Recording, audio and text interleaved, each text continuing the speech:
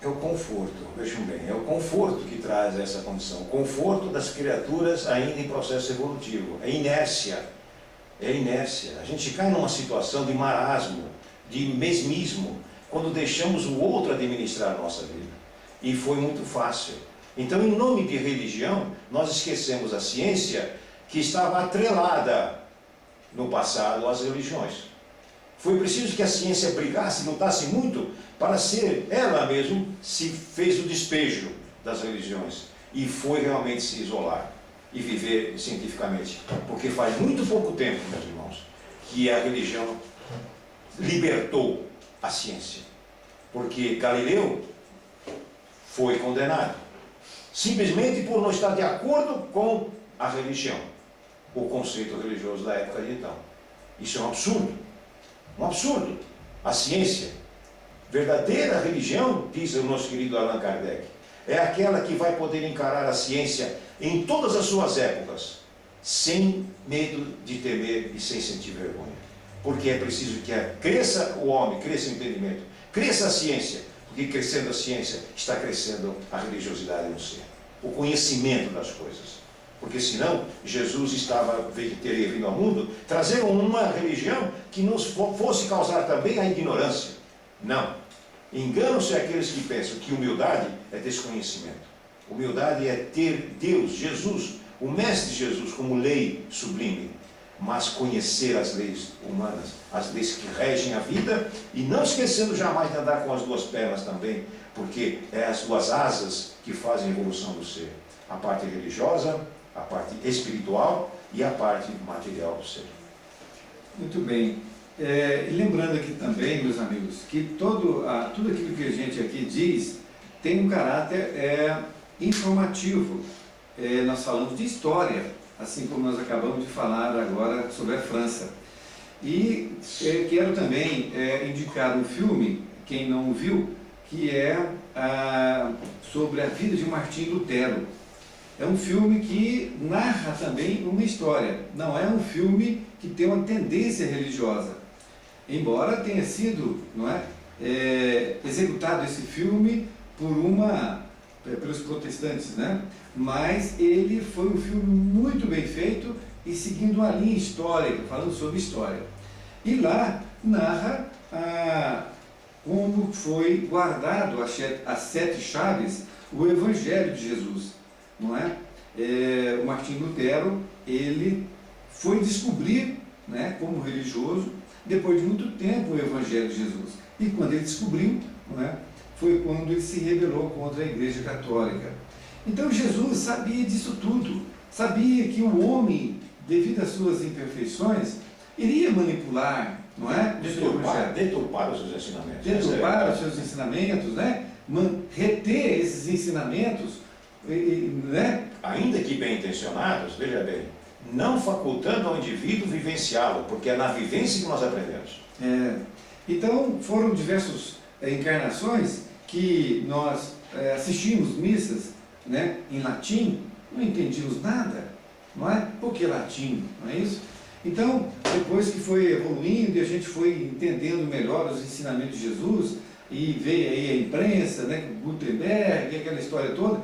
Então, a evolução, ela foi realmente aos poucos.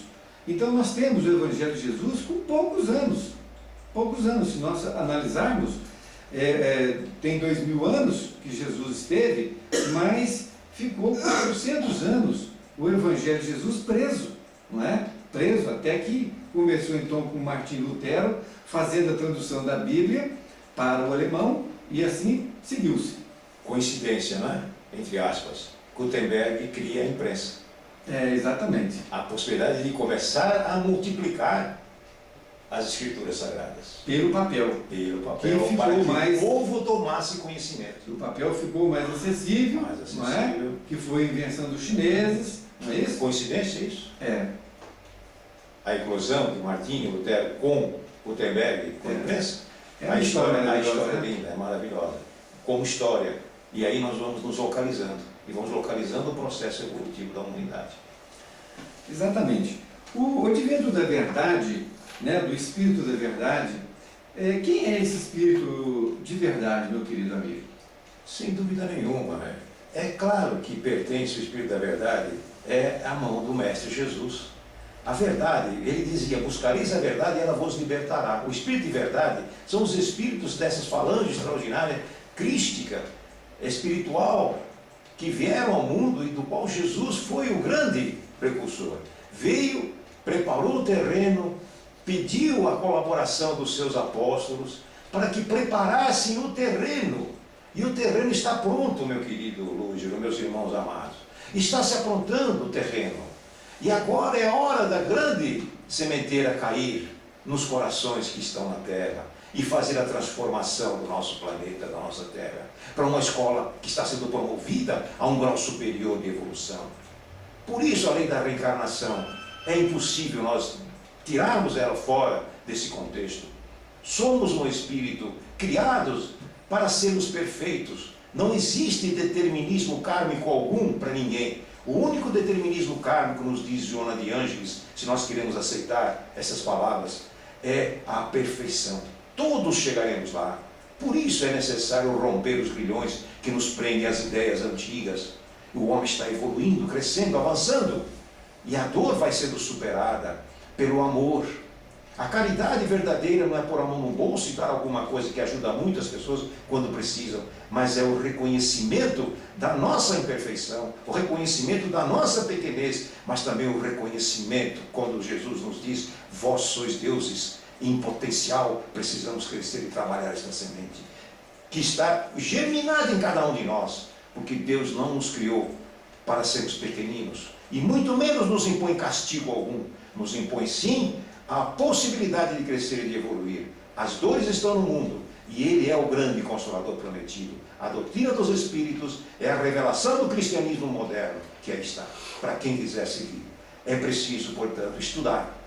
Instruir-vos foi a palavra.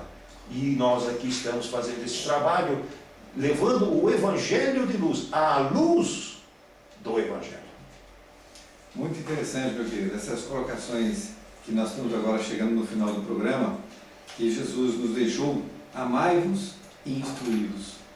Quer dizer, você tem que evoluir na parte intelectual e na parte moral. As minhas despedidas, para que nós possamos estar novamente no nosso próximo programa. Fique com Deus e até uma próxima oportunidade. Que Deus nos abençoe a todos.